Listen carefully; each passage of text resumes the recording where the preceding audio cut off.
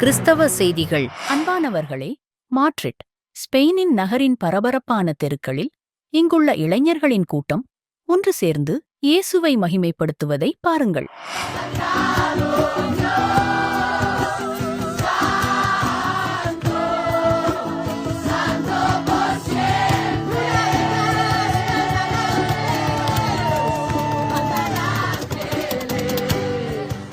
இது ஒரு இசை நிகழ்ச்சி அல்ல, இது ஒரு ஆர்ப்பாட்டம் அல்ல, இது இயேசு கிறிஸ்துவின் நாமத்தை மகிமைப்படுத்தும் ஆராதனை.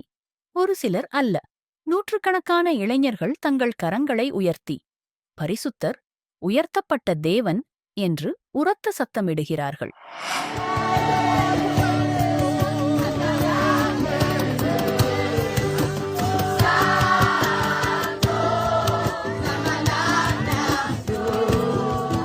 நகரத்தின் விளக்குகளுக்கு மத்தியில் அவர்கள் மட்டுமே ஒளிரும் விசுவாசத்தின் வெளிச்சமாக நிற்கிறார்கள்.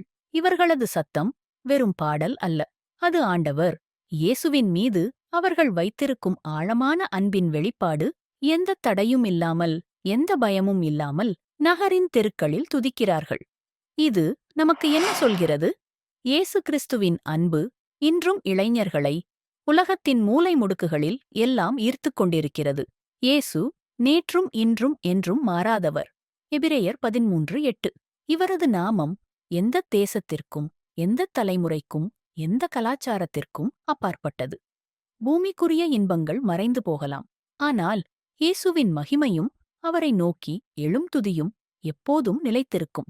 இந்த இளைஞர்களின் உற்சாகமான விசுவாசம் நமக்கு ஒரு சவாலை வைக்கிறது. நமது வாழ்வில் இயேசுவுக்கான துதி எப்படி இருக்கிறது? வீட்டிற்குள் பூட்டி கிடக்கிறதா, அல்லது உலகத்தின் பார்வைக்கு மத்தியிலும் தைரியமாக பிரகாசிக்கிறதா? மாட்ரிட் தெருக்களில் எழுப்பப்பட்ட இந்தச் சத்தம் உங்கள் இருதயத்திலும் ஆராதனையின் தீயை மூட்டட்டும். நாம் அனைவரும் இயேசுவின் நாமத்தை எக்காலமும் மகிமைப்படுத்துவோம்.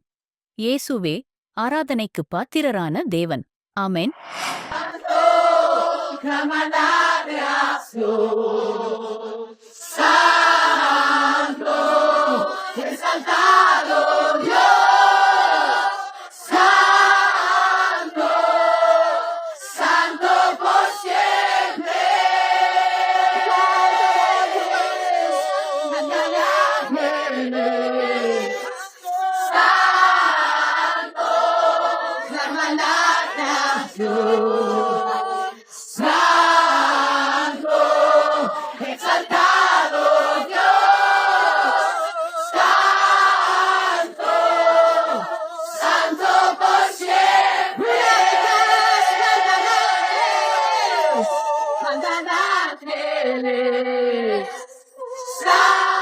கிறிஸ்தவ செய்திகள் மற்றும் உடனடி தகவல்களை உங்களுக்காக வழங்குகிறது உங்கள் வாசல் டிவி சேனல். இந்த சேனலை சப்ஸ்கிரைப் செய்யுங்கள், பெல் ஐகானை அழுத்துங்கள். வாசல் டிவியோடு இணைந்திருங்கள்.